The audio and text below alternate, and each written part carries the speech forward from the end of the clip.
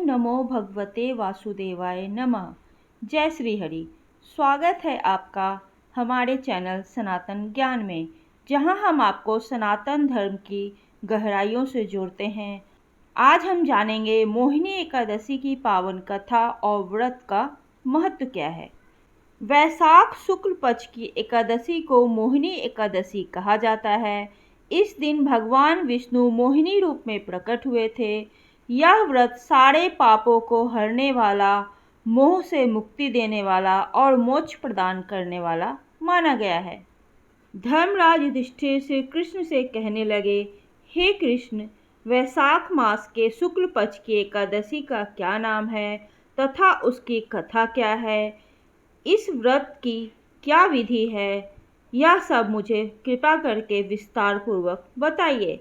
श्री कृष्ण कहने लगे कि हे धर्मराज, मैं आपसे एक कथा कहता हूँ जिसे महर्षि वशिष्ठ ने श्री रामचंद्र जी से कही थी। एक समय श्री राम बोले, हे गुरुदेव, कोई ऐसा व्रत बताइए जिससे समस्त पाप और दुख का नाश हो। मैंने सीता जी के वियोग में बहुत दुख भोगे हैं।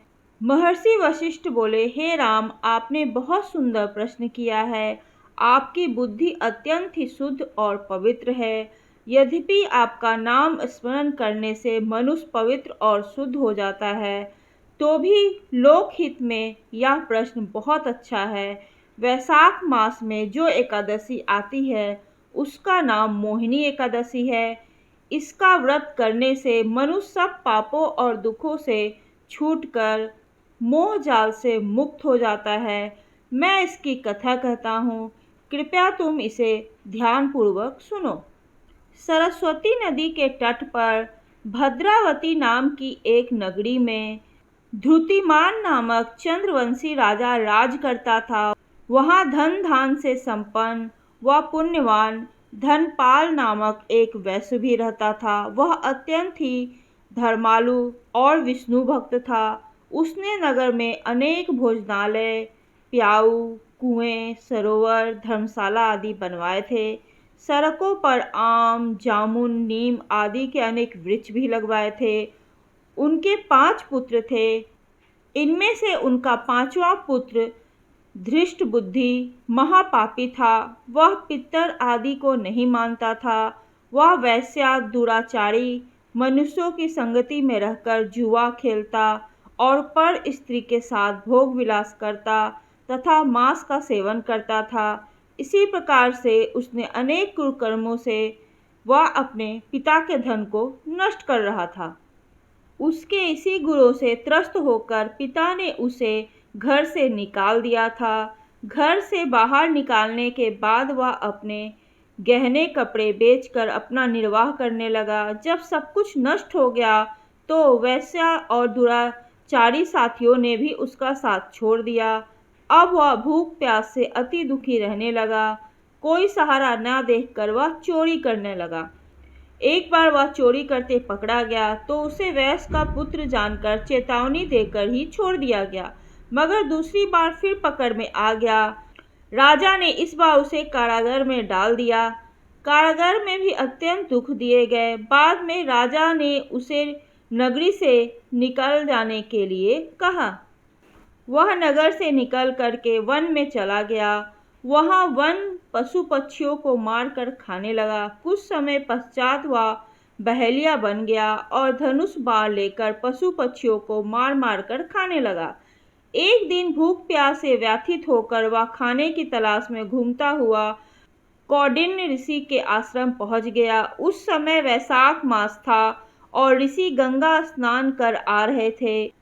उनके भीगे वस्त्रों के छींटे उस पर पड़ने से उसे कुछ सद्बुद्धि प्राप्त हुई। वह कौंडिन्य मुनि से हाथ जोड़कर कहने लगा, हे मुनि, मैंने जीवन में बहुत पाप किए हैं। आप इन पापों से छूटने का कोई साधारण बिना धन का उपाय बताइए। उसके दीन वचन सुनकर मुनि ने प्रसन्न होकर कहा कि तुम वैशाख शुक्ल पक्ष की मोहिनी एकादशी का व्रत करो, इससे समस्त पाप नष्ट हो जाएंगे। मुनि के वचन सुनकर वह अत्यंत प्रसन्न हुआ और उनके द्वारा बताई गई विधि के अनुसार उसने एकादशी का व्रत किया। हे राम, इस व्रत के प्रभाव से उसके सब पाप नष्ट हो गए और अंत में वह गरुड़ पर बैठकर विष्णु लोक को गया। इस व्रत से मोह आदि सब नष्ट हो जाते हैं। संसार में इस व्रत से श्रेष्ठ कोई व्रत नहीं है। इसके महात्म को पढ़ने से अथवा सुनने से 1000 गोदान का फल प्राप्त होता है। आइए अब हम जानते हैं मोहिनी एकादशी की व्रत विधि के बारे में। दशमी के दिन सात्विक भोजन का सेवन करना चाहिए। एकादशी को प्रातः स्नान करके व्रत का संकल्प लेना चाहिए। भगवान विष्णु की पूजा करना चाहिए। उन्हें तुलसी, पीले फूल, पीले फल अर्पण करना चाहिए। पूरा दिन उपवास करना चाहिए। निर्जला या फलाहार व्रत आप कर सकते हैं। रात्रि में जागरण करना चाहिए और विष्णु नाम का संकीर्तन करना चाहिए। फिर द्वादशी के दिन ब्राह्मण को भोजन कराकर व्रत का पालन करना चाहिए। ओम नमो भगवते वासुदेवाय नमः।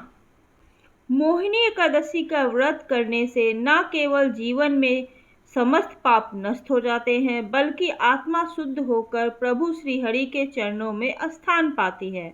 तो आइए इस पावन अवसर पर हम सब मोहिनी एकादशी का व्रत करें और अपने जीवन को प्रकाशमय बनाएं।